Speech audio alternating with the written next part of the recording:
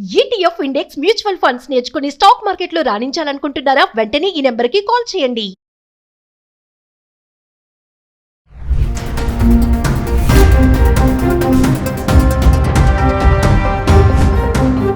నమస్తే, welcome back to Suman TV. Present మనతో పాటు ఉన్నారు ఫ్యామిలీ కౌన్సిలర్ రజనీరమ్మ గారు. నమస్తే మ్యామ్. నమస్తే నవీన.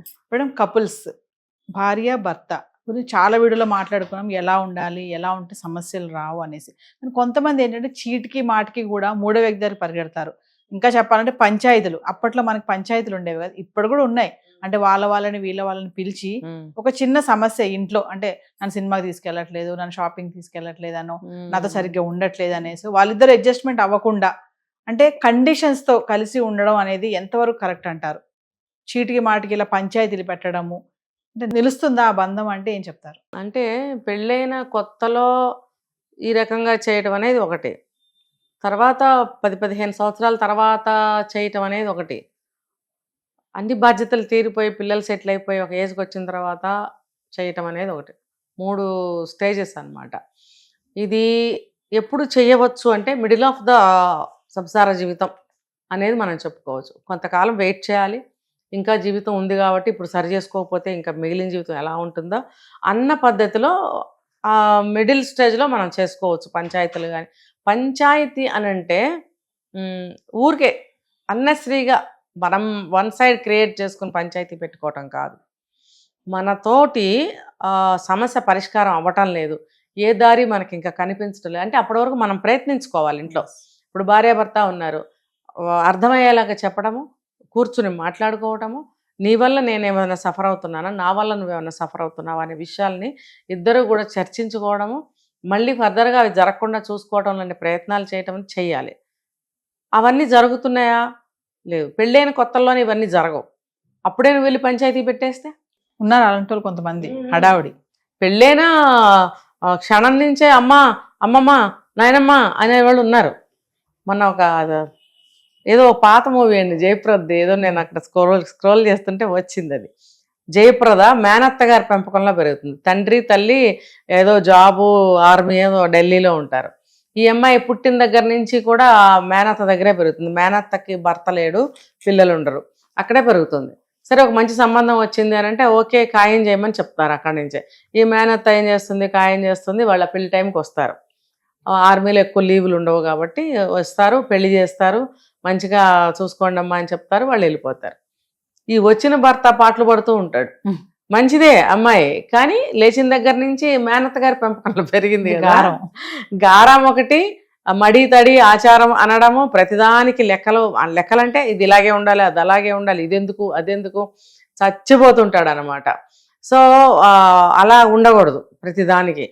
ఇప్పుడు ఇందాక మనం చెప్పుకున్నది అదే, పెళ్లి చేసుకోవాలనుకున్న అమ్మాయి అయినా అబ్బాయి అయినా సరే పెళ్లి తర్వాత ఎలా ఉంటుంది అనేది పెద్దలు నేర్పించాలి, లేదా కౌన్సిలింగ్ తీసుకోవాలి ఈ రోజులను బట్టి. ఇది ఖచ్చితంగా చాలా చాలా ఇంపార్టెంట్ అండి. ఇది ఎవరో కూడా తేలిగ్గా తీసేయకండి. ఈ కౌన్సిలింగ్ అనేది ఇంట్లో వాళ్ళు ఇస్తే ఎక్కదు. అయితే ఇది ఒక 10,000 ఖర్చు, మీరు లక్షల కోట్లు ఖర్చు పెడతారు పెళ్లికి. 10,000 అందులో భాగంగా మీరు అనుకుని కౌన్సిలింగ్ కనుక మీ అమ్మాయికో అబ్బాయికో ఇప్పించినట్టయితే, బోత్ సైడ్స్ ఇప్పించాలి, వాళ్ళు అబ్బాయికి వీళ్ళ అమ్మాయికి ఇప్పించాల్సిందే, లేదా ఇద్దరిని కలిపి తీసుకెళ్ళాలి. ఇప్పుడు నవేడేస్ పెళ్లికి ముందు అనేక సార్లు మీట్ అవుతున్నారు, ఎన్నో విషయాలు మాట్లాడుకుంటున్నారు, పెళ్లి అరేంజ్మెంట్స్ అన్ని ఇలా జరగాలి ఇలా జరగాలని అమ్మాయి అబ్బాయే మాట్లాడుకుని వాళ్ళే ఆర్డర్లు ఇస్తున్నారు. కాబట్టి ఇదేమంత పెద్ద తప్పు కాదు. ఇద్దరు కలిసి ఇద్దరిని తీసుకుని కౌన్సిలింగ్కి వెళ్ళి ఇద్దరిని ఒక చోట కూర్చోబెట్టి చెప్పించినట్టయితే ఇంకా బాగా వర్కౌట్ అవుతుంది. సో ఆ పని చేయాలి. ఇప్పుడు ఇక్కడ ఏమవుతుందంటే, అలా చెప్పించకపోవడం వల్ల, కౌన్సిలింగ్ ఇప్పించకపోవడం వల్ల వీళ్ళు ఈ మైండ్ సెట్ ఇలా ఉంటే కనుక ప్రతి చిన్నదానికి అమ్మతో చెప్పాలి, నాన్నతో చెప్పాలి, నిర్ణయాలు అంటే ఏంటంటే వీళ్ళకి ఒక ఇది రాదు, ఏది కూడా ఓన్గా డెసిషన్ తీసుకోవటము, సాల్వ్ చేసుకునే అనే లక్షణము వీళ్ళకి ఉండదు. ఎందుకంటే చిన్నప్పటి నుంచి గారాలు కదా, అన్ని ఆడిందే ఆట పాడిందే పాట, అమ్మా నాన్న పట్టుకొచ్చి ఇచ్చేస్తూ ఉంటారు, అడక్క ముందే తెచ్చిస్తూ ఉంటారు. మళ్ళీ ఇంకా వాళ్ళ స్థాయిని బట్టి వెండి పళ్ళాల్లో తినిపించటము, బంగారాలు దిగేయటము, ఎక్కడికైనా వెళ్తే మహారాణిలాగా చూసుకోవటము, తుమ్మితే అమ్మో అమ్మో అమ్మో తుమ్మేసింది అనటము, కొంచెము ఒళ్ళెచ్చబడితే అమ్మో అమ్మో అమ్మో ఏదో అయిపోయింది గారాము. ఇలా చేయటం వల్ల ఏమవుతుందంటే ప్రతి చిన్నదానికి తీసుకెళ్ళి చాడీలు చెప్పినట్టు చెప్తారు భర్త మీద. అలా చెప్పకూడదు. ఏం చేస్తాడండి కొత్త పెళ్లి కొడుకు? ఏమి చేయడు కదా. చక్కగా ఏదైనా సినిమాకి తీసుకెళ్దామంటాడు, లేకపోతే ఒక హోటల్కి వెళ్దామంటాడు, లేకపోతే ఏదైనా మంచి డ్రెస్ తనకి ఇష్టమైనది వేసుకోమంటాడు అనుకుంటాం. చిన్న ఎగ్జాంపుల్స్. అమ్మో ఇలా చేయమంటున్నాడు, అక్కడ రమ్మంటున్నాడు, ఇక్కడ రమ్మంటున్నాడు, ఇలాంటివి చెప్పేవాళ్ళు కూడా ఉన్నారు. ఆ మూవీలో కూడా అలాగే చేస్తుంది. విడిగా కూడా ఉన్నారు. ఏకైక మనవరాలు ఉన్న చోట అమ్మమ్మలు ఇద్దరు చేస్తుంటారు ఇలాంటి గారాబాలు. చాలా చూశాను ఇలాంటివి. సో ప్రతి దానికి ఇలా పిలవడం, పంచాయతీలు పెట్టడం అనేది చాలా తప్పు. ఇప్పుడు రీసెంట్గా కూడా ఏదో పెద్ద గొడవ అయ్యింది ఎక్కడో, వాళ్ళు ఇలాగ మీటింగులు పెట్టారు. ఆ పిల్ల తల్లి కూడా వచ్చి కండిషన్స్ పెట్టి దీని ప్రకారం ఉండాలి, అయితే మా అమ్మాయిని తీసుకెళ్ళిపోతాం అనే మాటలు మాట్లాడితే అసలు అలాంటి వాళ్ళు పెళ్లి చేయకండి.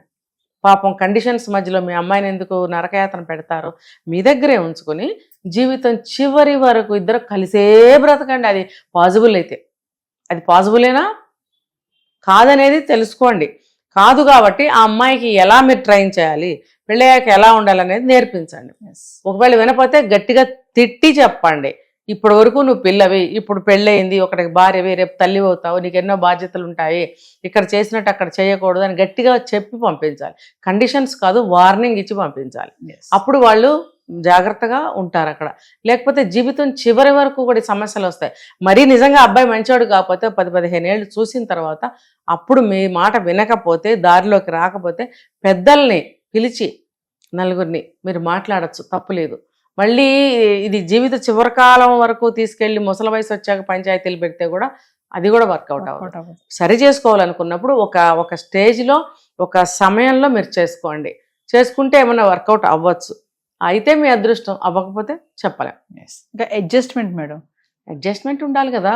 ఇప్పుడు ఒకళ్ళతోనే అవ్వదు నవీన గారు. అడ్జస్ట్మెంట్ అనేది నాకేనా, నీకొద్దా? ఎవరో ఒకరు తగ్గాలి, అంతే కదా. తగ్గక్కర్లేదు.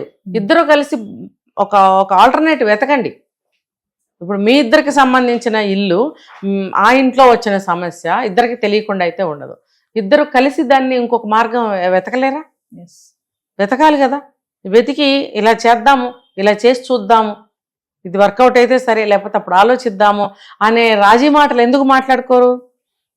ముఖ్యంగా మగవాళ్ళు అసలు మాట్లాడరు. దీనికి 90% మగవాళ్లే కారణం. నాదే మాట చల్లాలి, నేను చెప్పిందే కరెక్ట్, నీ మొహానికి ఏం తెలుసు, నీకు అది తెలియదు, నీకు ఇది తెలియదు అని అంటారు. ఒకవేళ భార్య ఇచ్చిన సలహా నచ్చినా అక్కడ స్పందించరు. వెంటనే బయటకెళ్ళి అదే ఇంప్లిమెంట్ చేసి సక్సెస్ అయ్యి ఇంటికి వచ్చి తనేదో చేసినట్టు చెప్తాడు. ఇంటికి వచ్చి నువ్వు చెప్పింది వర్కౌట్ అయిందని చెప్పడం. ఇంటికి వచ్చి అప్పుడు బోల్డ్ మంది ఉన్నారు ఇలాంటి వాళ్ళు. చెప్తే ఆ అమ్మాయి కూడా సంతోషిస్తుంది కదా, ఏ ఏజ్ అయినా కానీ సంతోషించి ఇంకా తన ఆలోచనకి పదును పెట్టి ముందు తన కుటుంబాన్ని కాపాడుకునే ఆలోచనలు కూడా చేస్తుంది కదా. నీకే మంచిది కదా. నువ్వు ఇలాగా డిస్కరేజ్ చేసి నీ మొహం నువ్వు చెప్పింది అక్కడ చెప్తే అక్కడ చాలా అయ్యేదిలే అని అన్నావు అనుకో, భయం వేసి ఆ అమ్మాయి ఫర్దర్గా ఆలోచించడం మానేస్తుంది. నీకు ఇంకో సలహా ఇచ్చే ధైర్యం చేయదు.